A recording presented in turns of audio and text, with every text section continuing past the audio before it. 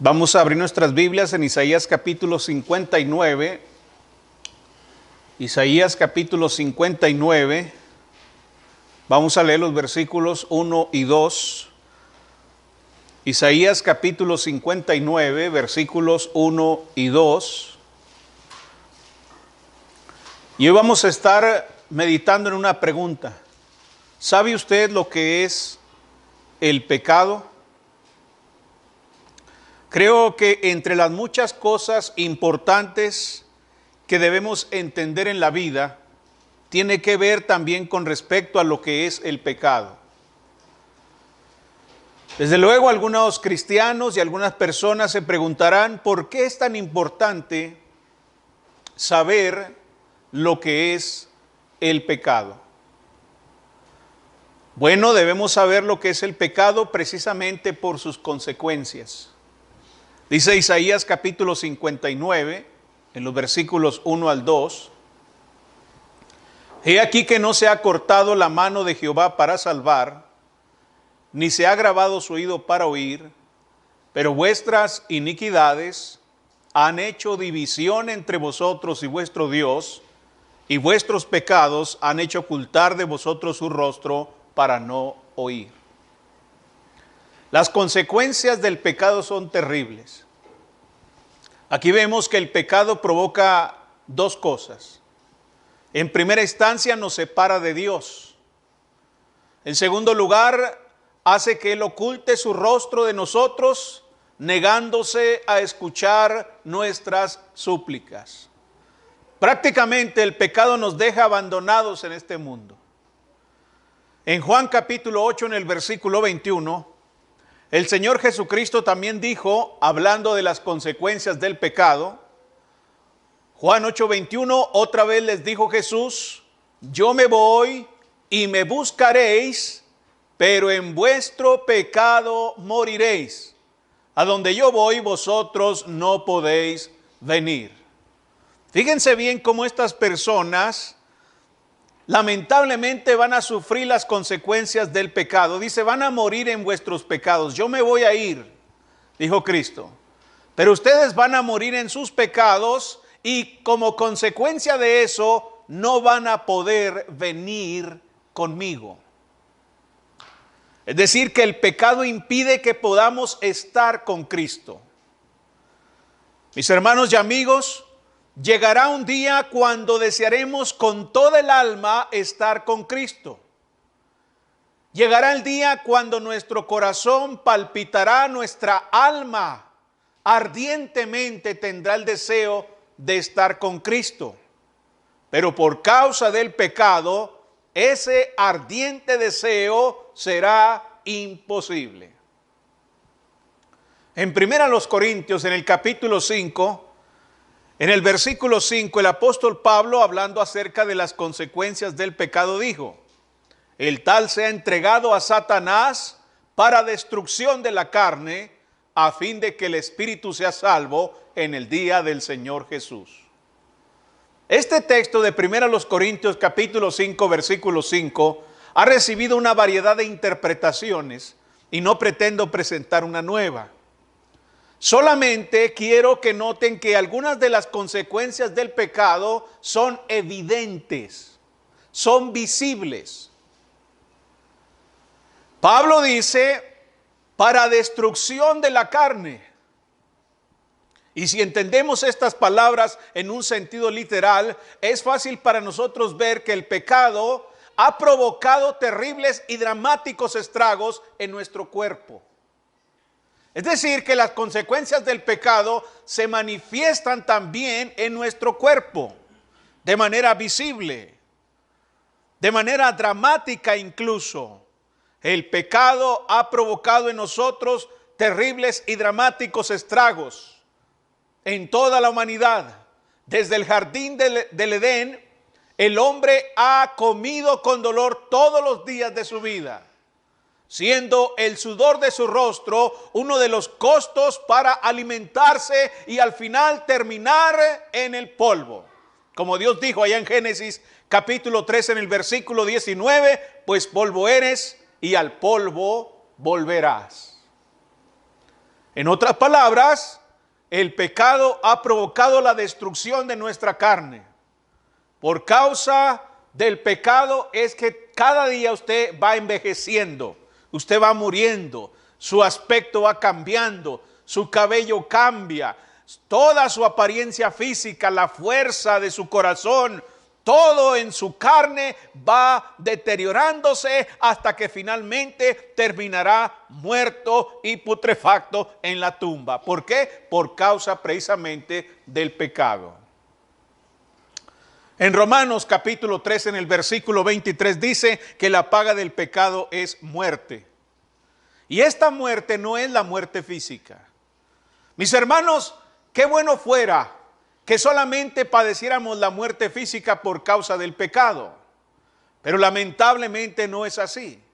Porque las consecuencias del pecado no solamente se sufren en el tiempo presente, sino que también tienen repercusiones espirituales eternas. La paga del pecado es muerte. Esta es la consecuencia final del pecado, la muerte espiritual, la separación eterna de la presencia misma de Dios. Cuando nosotros experimentemos esta separación eterna, si es que seguimos en el pecado, entonces vamos a experimentar un terrible dolor en el alma. Una angustia grande que Jesucristo la interpretó o la explicó o la ilustró como sufrir lloro y crujir de dientes. Y esto por la eternidad. Entonces, ¿qué tenemos? Que el pecado nos separa de Dios. El pecado hace que Dios esconda su rostro de nosotros. Dios se niega a escuchar nuestras súplicas. No podemos estar con Cristo. Envejecemos y morimos y finalmente estaremos perdidos por la eternidad en el fuego del infierno. Esas son las consecuencias del pecado. Por tanto, mis amados hermanos, y habiendo sintetizado brevemente las consecuencias del pecado, mi objetivo en esta lección es que usted conozca lo que es el pecado. Para que de esta manera, cuando usted lo identifique, cuando usted se encuentre con él, lo evite. Y de esta manera no sufra las terribles consecuencias que golpean nuestra vida cuando permitimos que el pecado anide en nuestros corazones. ¿Qué es el pecado entonces? Mis hermanos, desde un punto de vista práctico, porque no quiero abordar esta enseñanza bíblica de manera abstracta, con ideas, sino desde el punto de vista práctico, el pecado es una violación de la conciencia. Eso es el pecado. En Romanos capítulo 14, en el versículo 23 dice, Romanos capítulo 14, en el versículo 23, pero el que duda sobre lo que come es condenado porque no lo hace con fe, y todo lo que no proviene de fe es pecado. Fíjense bien, el que duda sobre lo que come es condenado porque no lo hace con fe. Cuando este texto usa la palabra fe, no se refiere a la doctrina de Cristo.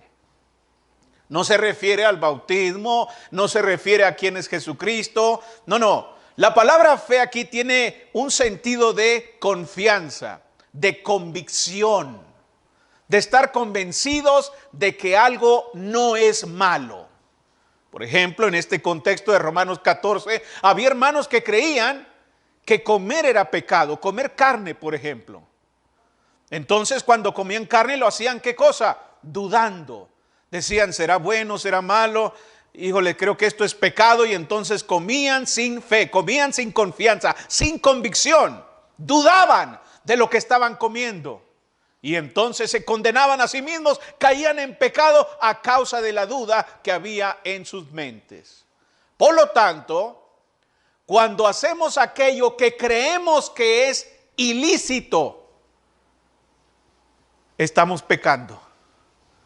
Cuando yo hago algo que creo que es ilícito, que estoy convencido que es incorrecto, que según mi entendimiento, según mi comprensión, eso es pecado y lo hago, entonces estoy violando mi conciencia, porque mi conciencia me dice, no hagas eso.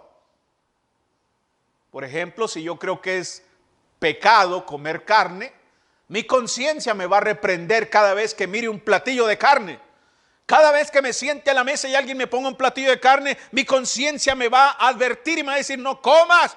Pero entonces yo, a causa de mis apetitos y a causa del deseo que tengo y del buen olor de esa carne, yo no le hago caso a mi conciencia. ¿Y cómo? Estoy pecando. No porque sea pecado comer carne, sino porque estoy violando mi conciencia. Estoy pecando en mi entendimiento. Cuando ya esté satisfecho de haberme comido aquel pedazo de carne, entonces vendrán los sentimientos de culpa sobre mí y diré, he pecado. Y efectivamente estoy pecando porque estoy violando mi conciencia. Mis hermanos, nuestras acciones, según Romanos 14:23, no deben basarse en lo que piensan otras personas. Nuestras acciones, si son buenas o malas, no deben basarse en lo que piensa la multitud o lo que hacen los demás. Es decir, que a lo mejor yo pienso que es pecado comer carne o tengo esa duda, pero veo que los demás comen. Y entonces yo digo, bueno, yo voy a hacer lo que hacen los demás, aunque mi conciencia me está, ¿qué? Reprendiendo. Y mi conciencia me reprende y me dice, no hagas eso, vas a ofender a Dios. Pero yo, por hacer lo que los demás hacen, me voy con la multitud y entonces como y violo mi conciencia y en mi juicio y según mi entendimiento he cometido pecado junto con los demás. Por eso no debemos hacer lo que los demás hacen o lo que las demás piensan. Para no violar nuestra conciencia, debemos nosotros estar plenamente convencidos de que está bien o de que es lícito aquello que hacemos.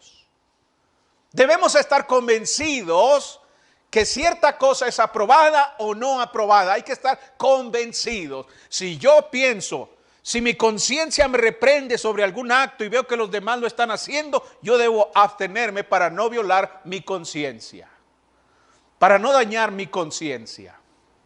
Hay que oír la voz de la conciencia. Pues si nos dice que algo no es correcto o lícito, es mejor detenernos y dejar de ir en contra de su advertencia. Ahora bien,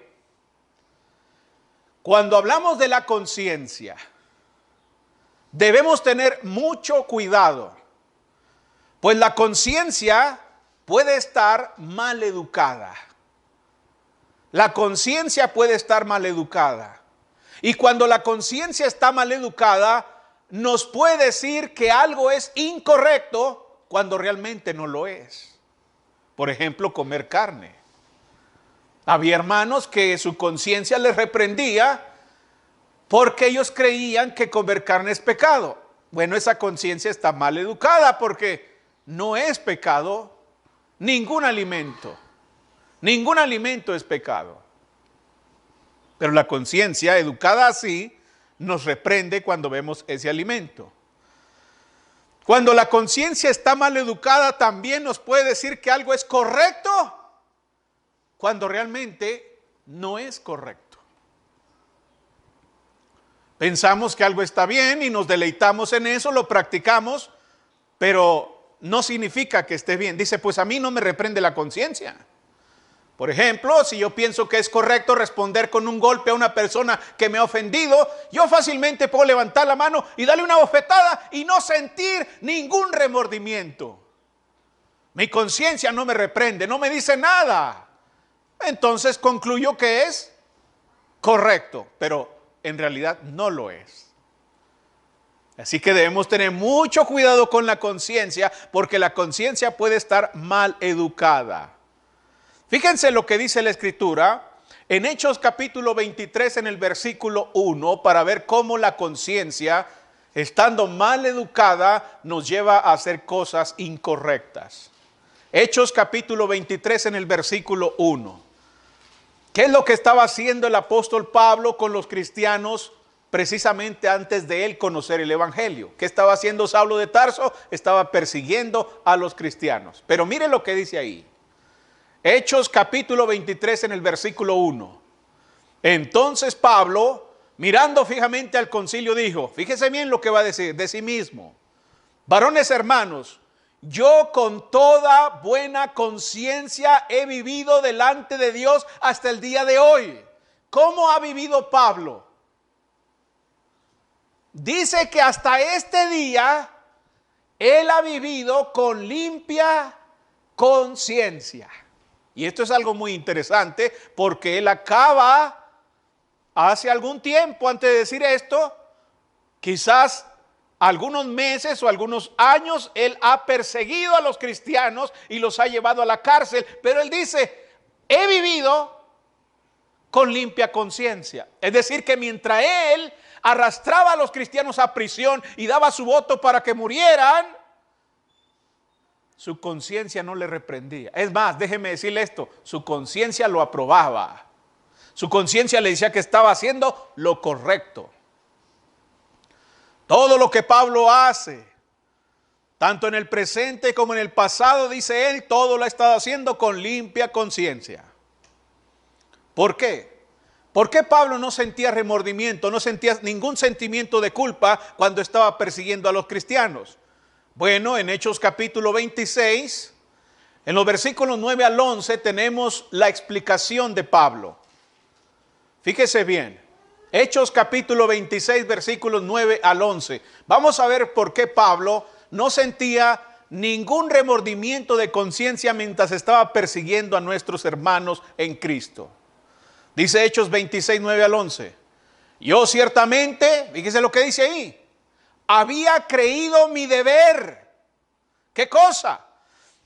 Había creído mi deber hacer muchas cosas contra el nombre de Jesús de Nazaret, lo cual también hice en Jerusalén. Yo encerré en cárceles a muchos de los santos, habiendo recibido poderes de los principales sacerdotes, y cuando los mataron, yo di mi voto. Y muchas veces, castigándolos en todas las sinagogas, los forcé a blasfemar, y enfurecido sobremanera contra ellos, los perseguí hasta en las ciudades extranjeras. ¿Por qué Pablo no sentía ningún remordimiento, ningún sentimiento de culpa cuando perseguía, cuando maltrataba y cuando daba su voto para que mataran a nuestros hermanos? Porque dice él que había creído que eso era su deber. Él estaba convencido de que estaba haciendo lo correcto. Sin embargo, sabemos que eso no es así. Él estaba haciendo algo pecaminoso.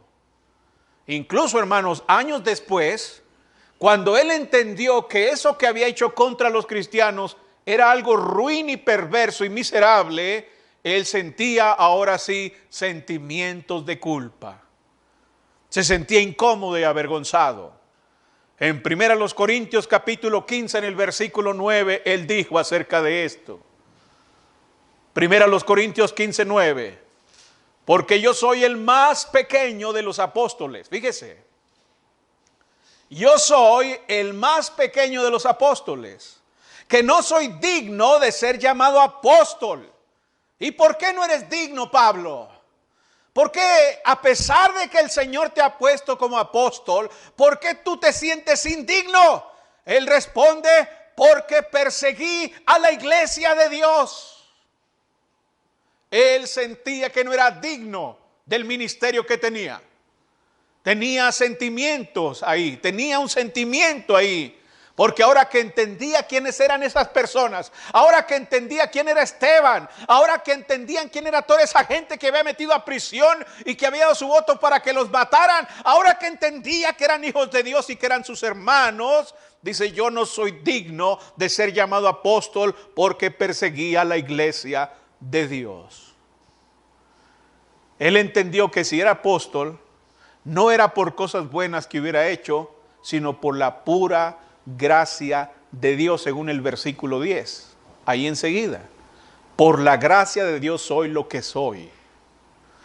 No porque él fuera bueno, no porque tuviera muchos conocimientos, sino por la pura gracia de Dios, mientras había cometido un acto terrible en contra de los hijos de Dios.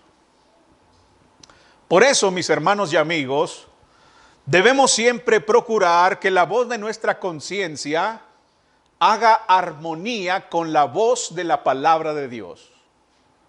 Es decir, que nosotros todos tenemos conciencia, pero esa conciencia puede estar maleducada por la educación que nos dieron nuestros padres, por la cultura en donde vivimos, por nuestras amistades, por nuestro pecado. La conciencia puede estar maleducada. Así que lo mejor que podemos hacer es buscar que la voz de nuestra conciencia armonice con la voz de la palabra de Dios. Si lo que dice nuestra conciencia no está de acuerdo con la palabra de Dios, debemos dejar de oír lo que la conciencia dice en semejante caso y escuchar y obedecer lo que dice la palabra de Dios. Entonces la conciencia no es una guía infalible. Sí hay que escucharla cuando nos dice que algo está mal, hay que tener cuidado, pero siempre hay que recurrir a Dios para ver si eso que dice la conciencia es correcto. En Juan capítulo 16, en el versículo 2, el Señor Jesucristo dice, Juan 16, 2, os expulsarán de las sinagogas. Fíjese esta advertencia. Os expulsarán de las sinagogas y aún viene la hora cuando cualquiera que os mate pensará que rinde servicio a Dios. ¿Cómo es eso? Habrá personas matando a otras personas. Habrá personas matando a los hijos de Dios pensando que está sirviendo a Dios. ¿Cómo? Ya del puro acto de matar a alguien es algo terrible. Es algo que se requiere no tener nada de afecto en el corazón. Es básicamente tener una vida sumamente oscura, miserable y perversa. Ya matar a alguien, pero matar a los hijos de Dios y pensar que mientras se mata a una persona que es de Dios, pensar que se rinde servicio a Dios, eso es algo terrible. ¿Cómo es eso? La conciencia. La conciencia está ahí maleducada. Aquellos que rechazaron y dieron muerte a muchos cristianos obraron con limpia conciencia, hermanos, pensando que estaban sirviendo a Dios en el proceso. Sin embargo, la verdad es que no estaban sirviendo a Dios. Saulo de Tarso perseguía a los cristianos hasta muy lejos. ¿Y sabe qué tuvo que suceder para que Saulo se detuviera? Tuvo que aparecer el mismo Señor Jesucristo y le dijo, Saulo, Saulo, ¿por qué me persigues? Tuvo que pararlo porque este hombre no iba a descansar, iba a dar hasta su último aliento por perseguir a los cristianos. Así que el mismo Jesucristo tuvo que detenerlo y decirle, Saulo, Saulo, ¿por qué me persigues? El Señor no aprobó a Pablo por su persecución en contra de los hermanos. Más bien lo detuvo, lo confrontó. Y aunque lo haya estado haciendo con limpia conciencia, Dios lo paró y lo detuvo y le puso un alto. Mis hermanos, necesitamos asegurarnos de que nuestra conciencia esté en concordancia con la voluntad de Dios. Dice en 1 Timoteo capítulo 4 en el versículo 2. 1 Timoteo capítulo 4 en el versículo 2 dice, por la hipocresía de mentirosos que teniendo cauterizada la conciencia. La conciencia, hermanos, puede ser cauterizada. Y eso es terrible, es la peor tragedia que le pueda pasar a una persona. Estas personas, aquí en 1 Timoteo capítulo 4, en el versículo 2, se apartaron de la fe. Se dejaron llevar por mentiras y falsas doctrinas hasta el punto de que su propia conciencia quedó quemada, quedó cauterizada. Su conciencia ya no era confiable. Se volvió indiferente hacia el pecado. Cuando la conciencia se cauteriza, se vuelve indiferente. Y esto es algo terrible, hermanos. Fíjese lo que pasa cuando la persona pierde la sensibilidad. Fíjese lo que sucede en Efesios capítulo 4, versículos 17 al 19. Fíjese lo que pasa cuando la conciencia está cauterizada, cuando ya no tiene sensibilidad. Dice la Biblia en Efesios 4, 17 al 19. Esto pues digo y requiero en el Señor, que ya no andéis como los otros gentiles, que andan, fíjese bien, en la vanidad de su mente, teniendo el entendimiento entenebrecido, ajenos de la vida de Dios por la ignorancia que en ellos hay, por la dureza de su corazón, los cuales, después que perdieron toda sensibilidad, se entregaron a la lascivia para cometer con avidez toda clase de impureza. Fíjese cómo Pablo utiliza varios términos para hablar de la indiferencia que estas personas tenían hacia el pecado. Dice que vivían en la vanidad de su mente, que tenían el entendimiento lleno de tinieblas, que estaban ajenos a la vida de Dios, y además dice que tenían duro su corazón y perdieron toda sensibilidad. Esta sensibilidad no se refiere a la de la piel. No es que dejaron ser sensibles a sentir el frío, el calor, a sentir hambre, a sentir sueño. No. Perdieron sensibilidad con respecto al pecado. Ya no les daba vergüenza practicar el pecado. No les daba vergüenza ni ante su prójimo, ni ante Dios, ni ante nadie. Eran unos desvergonzados. No tenían ningún pudor al rechazar la palabra de Dios y entregarse al pecado. Cuando la persona sigue y sigue en su pecado, la conciencia pierde toda sensibilidad, llegando al punto de creer que lo que está haciendo está bien, es correcto. Cuando según la palabra de Dios no está bien y lo sigue haciendo, y la palabra de Dios le reprende y usted lo sigue haciendo, y la palabra de Dios le reprende y le reprueba y usted lo sigue haciendo, y ¿sabe qué? Le importan 3 cacahuates lo que diga Dios. Entonces su conciencia está cauterizada. Eso sucede, ¿sabe por qué? Por violar la conciencia. Así que si usted tiene alguna duda sobre cualquier asunto en su vida, es mejor que se detenga y no lo haga.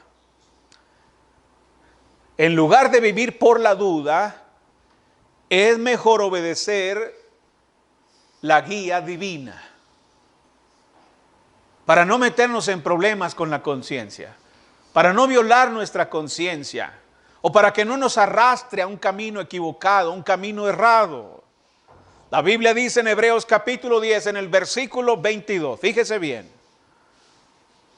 acerquémonos con corazón sincero, dice Hebreos 10, 22. Acerquémonos con corazón sincero, y luego fíjese lo que dice enseguida, en plena certidumbre de fe, purificados los corazones de mala conciencia y lavados los cuerpos con agua pura. Fíjese lo que dice ahí.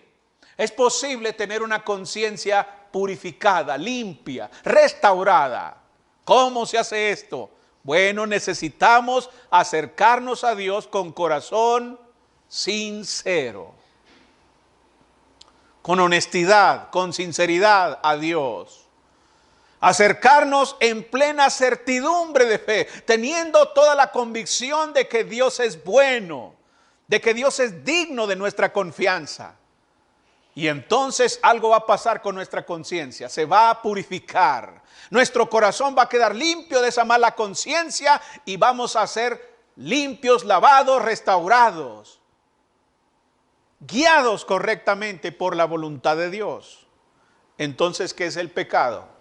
El pecado es violar nuestras conciencias. En segundo lugar, el pecado es saber hacer el bien y no hacerlo. Eso es pecado. Santiago capítulo 4 en el versículo 17 dice, y al que sabe hacer lo bueno y no lo hace, ¿qué pasa? Le es pecado. ¿Ven? Ahí está. Al que sabe hacer lo bueno y no lo hace, le es pecado. Este versículo enfatiza el hecho de que el pecado no solo es hacer algo malo. El pecado no es solo hacer cosas malas y perversas, oscuras y tenebrosas. El pecado también es negarse a hacer lo bueno que uno sabe que debe hacer. Eso también es pecado. ¿Sabe cómo le llaman los teólogos a este pecado? Le llaman pecado de omisión. Así le llaman. Es un pecado de omisión. Este sabía hacer lo bueno y no lo hizo. Eso es pecado. Entonces, no solo debemos ser inocentes de hacer lo malo, sino que debemos ser seguidores y hacedores de lo bueno. O sea, no basta con decir, pues yo no hago esto, yo no hago esto otro, yo no robo, no miento, no asesino, no hago esto, no hago esto, no hago esto otro, pero también debe ser un hacedor del bien para no pecar. En Gálatas capítulo 6 en el versículo 10, por ejemplo, miren lo que dice ahí. Gálatas capítulo 6 en el versículo 10. Dice ahí el apóstol Pablo, así que según tengamos oportunidad, hagamos bien a todos y mayormente a los de la familia de la fe. Vean, ahí está. Dice Pablo que según tengamos oportunidad, hagamos bien. Al que sabe hacer lo bueno y no lo hace, le es pecado. Según usted tenga oportunidad de hacer el bien, hágalo. ¿A quién? A todos, pero mayormente o principalmente a los hermanos en Cristo.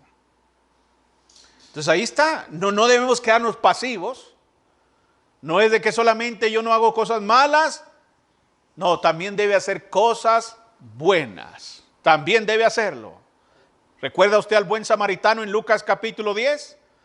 Este hombre no solamente se abstenía de hacer cosas malas, sino que también hizo el bien cuando tuvo la oportunidad. Cuando vio a aquel hombre necesitado, cuando vio a aquel hombre que necesitaba su ayuda, entonces fue movido a misericordia y vio por su seguridad. Él hizo el bien. Nuestro Señor Jesucristo también hacía la misma cosa. En Hechos capítulo 10 en el versículo 38 nos dice cómo Jesucristo anduvo haciendo bienes y sanando a todos los oprimidos por el diablo, porque Dios estaba con él. Vean, cuando hacemos el bien, Dios está con nosotros. El bien o el mal que hacemos, mis hermanos, fíjese bien lo que voy a decir. El mal o el bien que hacemos será tomado en cuenta el día final. Dice la Biblia en Juan capítulo 5, versículos 28 y 29.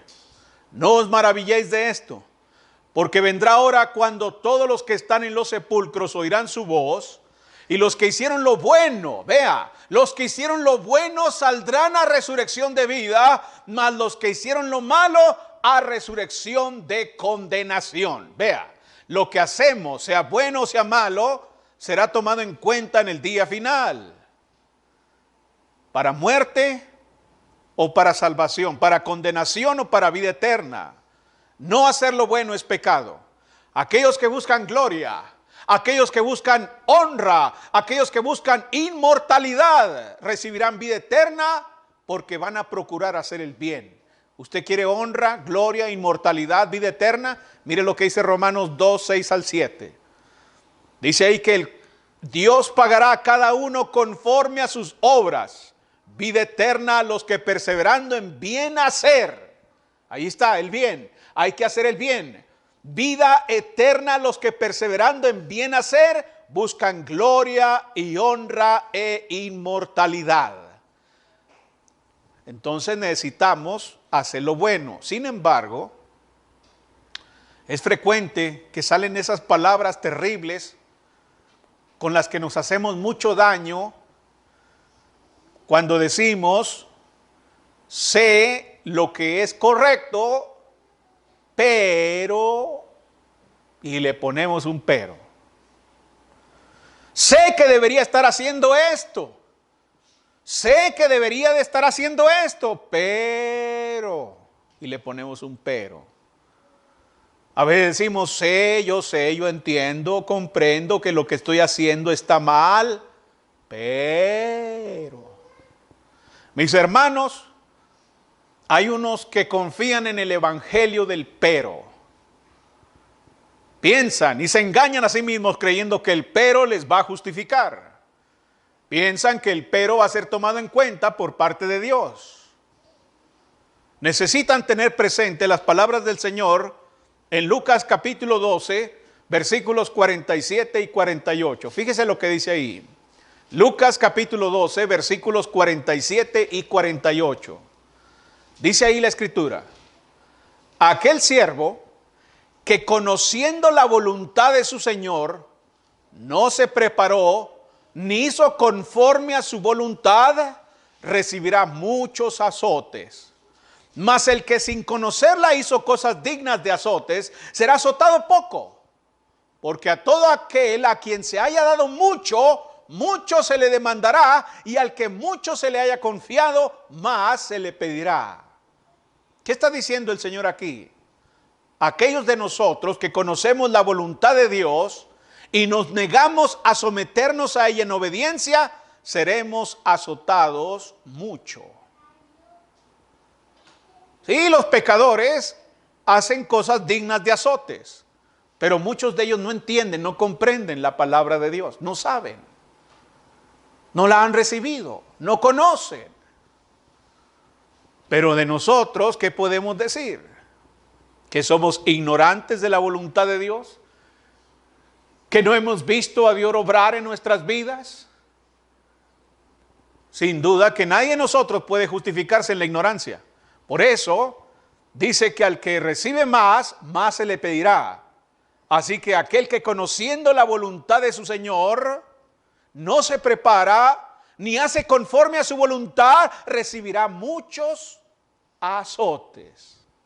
Dios espera más de nosotros que de aquellos que no conocen su voluntad. Entonces, ¿qué es el pecado?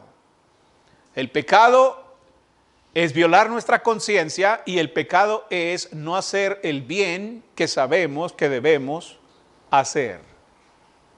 En tercer lugar, el pecado es una violación de la ley de Dios.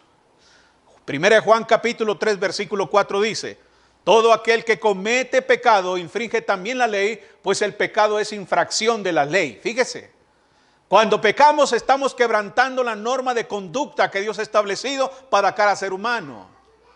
Hoy en día tenemos un supremo legislador, hermanos. Hay un supremo legislador, como dice Santiago capítulo 4 en el versículo 12. Y voy a leer de la Nueva Versión Internacional, que dice: no hay más que un solo legislador y juez, aquel que puede salvar y destruir. Hay un solo legislador supremo. Ni las autoridades civiles, ni nuestra conciencia, ni nuestros padres, ni nadie sobre la tierra es el legislador, sino el Señor. En Gálatas capítulo 6, en el versículo 12, Pablo dijo: sobrellevad los unos las cargas de los otros y cumplid así la ley de Cristo. Por tanto, cuando no vivimos conforme a la palabra del Señor, conforme a su doctrina, conforme a su voluntad, violamos su palabra, violamos su ley, violamos y entonces pecamos. Rechazar las palabras del Señor es algo sumamente grave, es algo terrible. Jesús dijo ahí en Juan capítulo 12, versículos 48 al 50. Fíjese lo que dice ahí. Fíjese lo que dice la Escritura. Vaya con sus ojos a lo que dice ahí. Juan capítulo 12, versículos 48 al 50. El que me rechaza y no recibe mis palabras, tiene quien le juzgue. La palabra que he hablado, ella le juzgará en el día postrero. Porque yo no he hablado por mi propia cuenta. El Padre que me envió, Él me dio mandamiento de lo que he de decir y de lo que he de hablar. Y sé que su mandamiento es vida eterna. Así pues, lo que yo hablo, lo hablo como el Padre me lo ha dicho. Mis hermanos, Jesús recibió su ley de parte de Dios el Padre. Es divina la voluntad del Señor. ¿Para qué? Para que la hablara aquí en la tierra, para que la compartiera con nosotros. Y esta ley que nos ha sido registrada por inspiración es la que se utilizará ¿para qué? Para juzgarnos. El que rechaza mis palabras tiene quien le juzgue. Las palabras que os he hablado los juzgarán. Imagínense. Usted ya sabe cuál es el criterio que Dios va a usar para juzgarlo, si usted conoce el Nuevo Testamento. Usted lea Romanos, usted lea Corintios, Efesios, y entonces ahí está, ese es el criterio. Usted va a ser confrontado, va a ser medido con lo que dice el Nuevo Testamento. Si usted rechaza las palabras ahí escritas, esas palabras le van a juzgar y le van a condenar. Por ejemplo, Efesios dice que no mintamos los unos a los otros, que hablemos verdad con nuestro prójimo.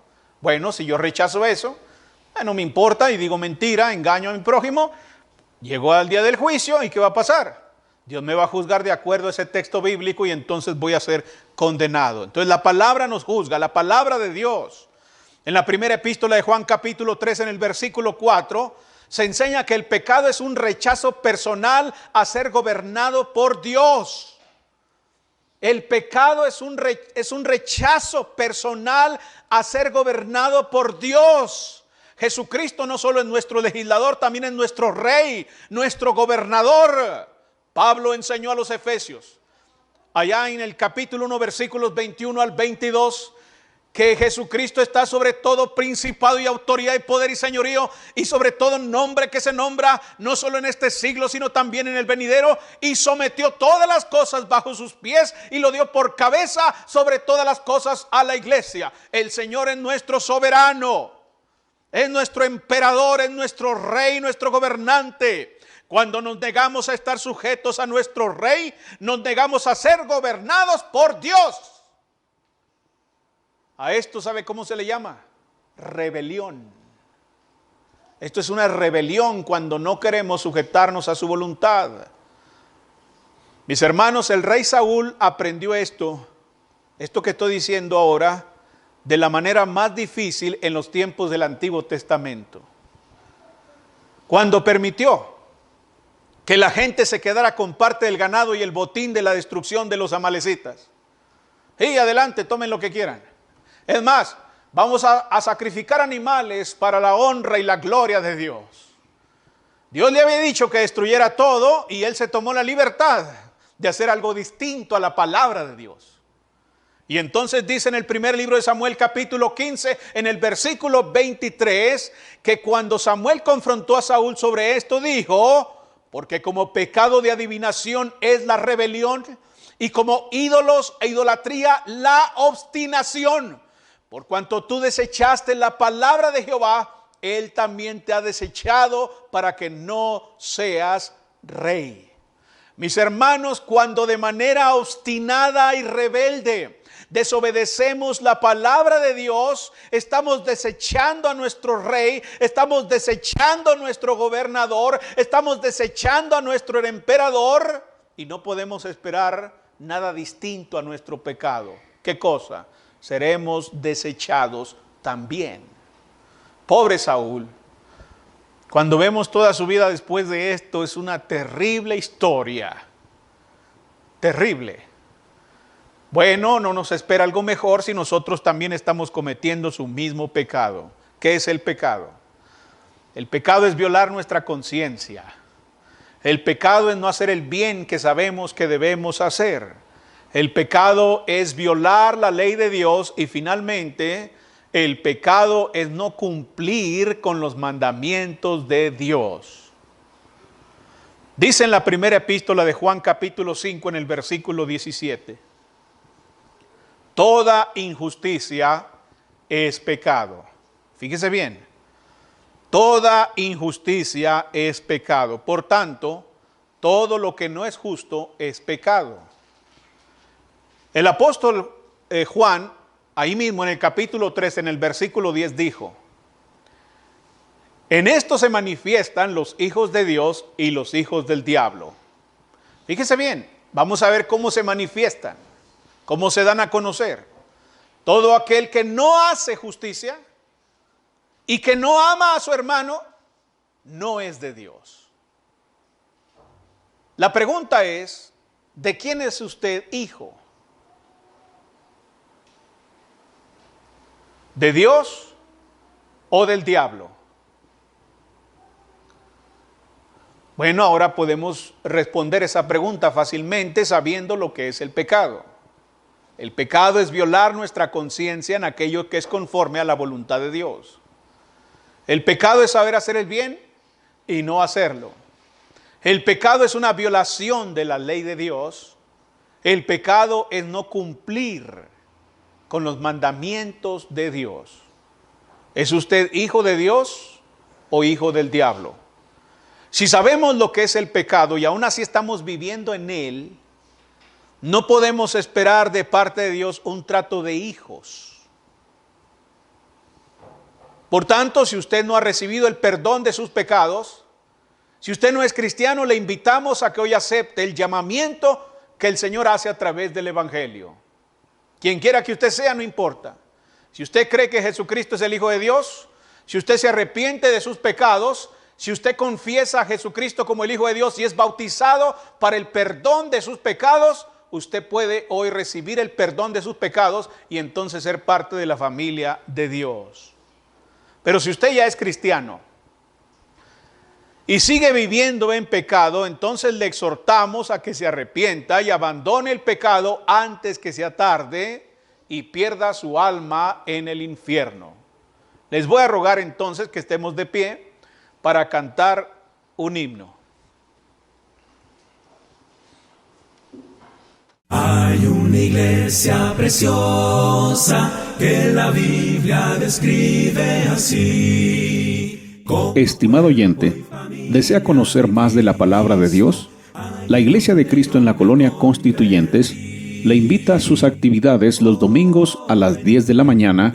Estamos ubicados en la calle Juan J. Méndez, número 7744 de la Colonia Constituyentes. En internet nos puede localizar en www.iglesiadecristoenjuarez.com. iglesiadecristoenjuarez.com.